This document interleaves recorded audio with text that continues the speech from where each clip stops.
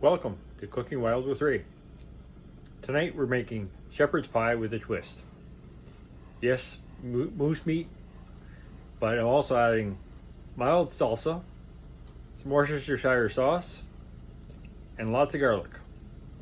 The topping, paprika, and some jalapeno cheese.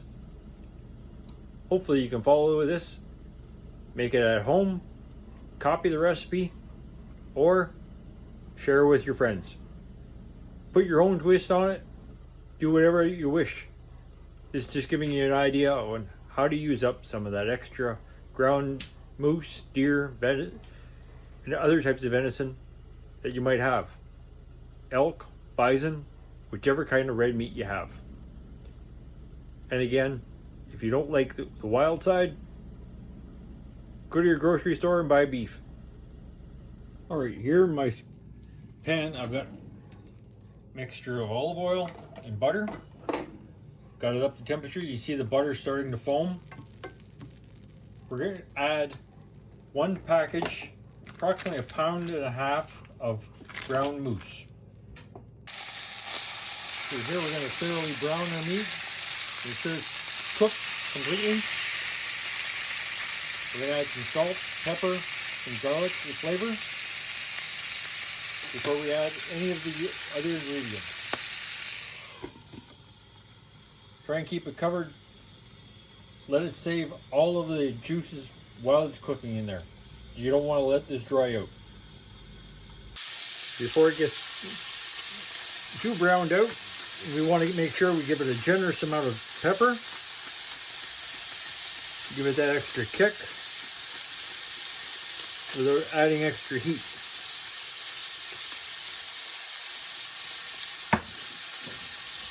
And to this, we're going to be generous with our garlic as well.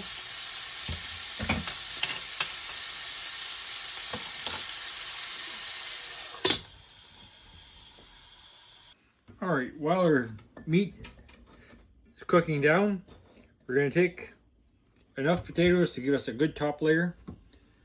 We're just going to leave them. They've been washed. I'm going to cut them up, cube them, boil them, make just like mashed potatoes. Alright, here you can see my meat's thoroughly cooked through. No more red, no more pink. Starting to caramelize in the bottom, which is what we want. We don't want to overcook this. We want it to stay tender. But at this point, we've got salt, pepper, garlic. We're going to add some salsa. And you can be generous with your salsa here.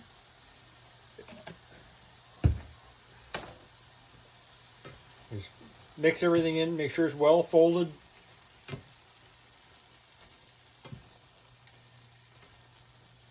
And you're going to want to let this simmer to get the flavors of the salsa, the spices, everything going through your meat.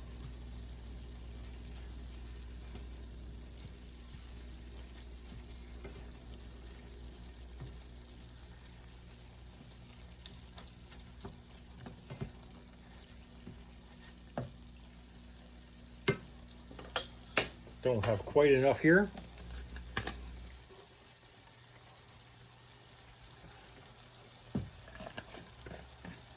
And like all shepherd's pie, it's an entire meal on one plate. Yes, you got to make a few messy dishes to get to it, but everything is there, one serving.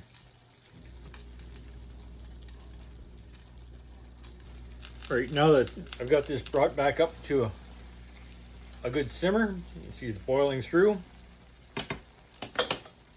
We're going to want to add Worcestershire sauce. And there again, you can add as little or as much as you want, depending on your flavors. Mix this in, cover it, let it simmer for the length of time your potatoes have to cook.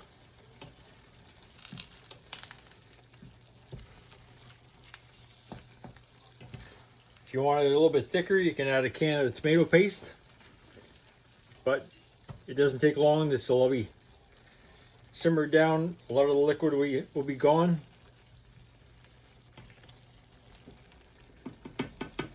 I like my shepherd's pie a little bit on the liquid side, so save the heat. All right, here you can see I boiled my potatoes down, they've been cubed up.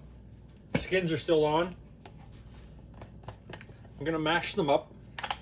Gonna add a good heaping teaspoon of minced garlic.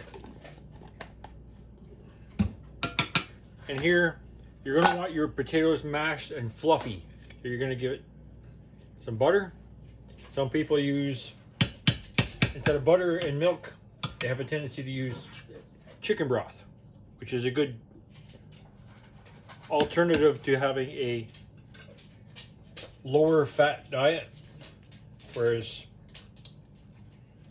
I know I'm not the fattest person in the world, but I like my real butter and my whole milk. So here we're going to mix this all up. We're going to get as much of the potatoes mashed with just the butter before we start adding milk. All right, here I've got them mashed down, just the butter and the garlic. I'm going to add some milk. And I'm going to whip them, almost like you do for making patate duchesse, when you whip your potatoes really soft and you're able to still have it hold. You don't want too much liquid so that it flops off your spoon. So here I'm just going to make sure they're well whipped thoroughly, and then we'll have to start layering our shepherd's pie.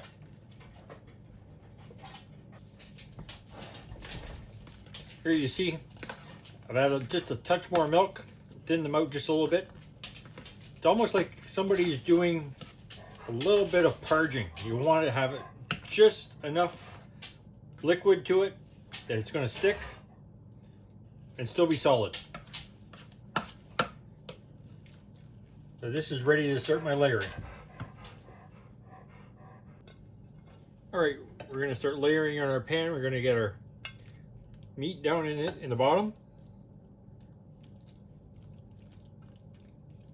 So you're going to want to pack it in just a little bit on the firm side. It helps to hold things together.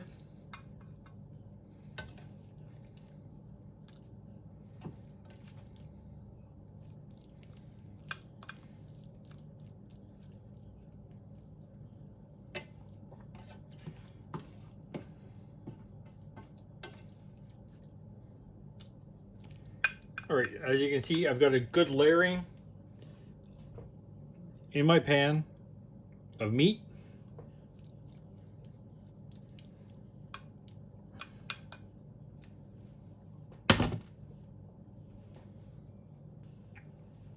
The next part of my layering for myself, I like to add cream corn, and when I do have it, some regular kernel corn, but unfortunately today I don't have any of the kernel corn with me.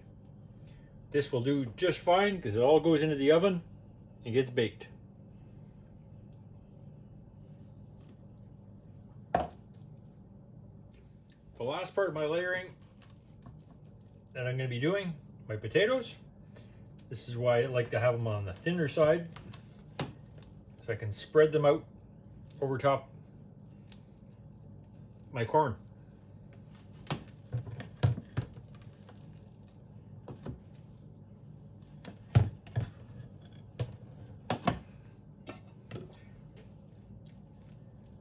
Doesn't take a very thick layer of potatoes. You'll have everything blended in. I'll get this all spread out nice and even, and then we'll get back to adding the cheese. All right, here to top it all off, you can add as much or as little jalapeno Havarti. Some people use cheddar. Some people use no cheese. They just use paprika. Here, I'm giving it a generous amount. I grate it up. Goes on evenly.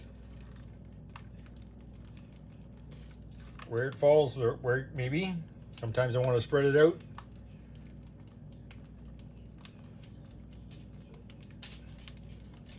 There again, you can add as much or as little, all depends on your liking. A good sharp cheese would be really good with this. Blend in with all the spices of the salsa.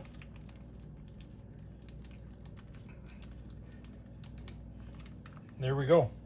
With this, I have one more step to do, is add a little bit of paprika for my personal flavors. And here again, you don't need a whole lot of paprika, maybe a half a teaspoon. Just spread it out. Gives it a smoky flavor and some color. And as you can see, my buddy here, he's trying to get a good sniff in because he likes this stuff too. So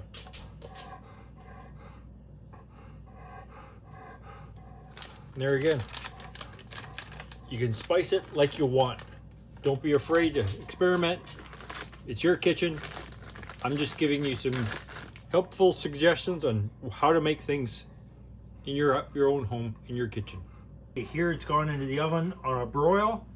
It should take 5 to 10 minutes depending upon the height of your oven rack to the broiler and the strength of your oven. And there we go. It's about ready to be pulled out of the oven. You see the cheese and the paprika all caramelized and bubbling. Now comes the hard part. Pulling it out and letting it sit and wait till it cools down enough so you can eat it. And there you go, pulled out of the oven. See how it's toasted and caramelized? How it's got the multiple layers.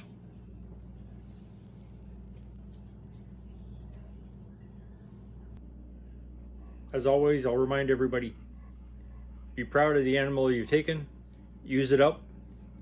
What you don't use, share with your family and friends. There are people out there less fortunate than some of us. They'd be glad to accept this game and use it to the best of what they can.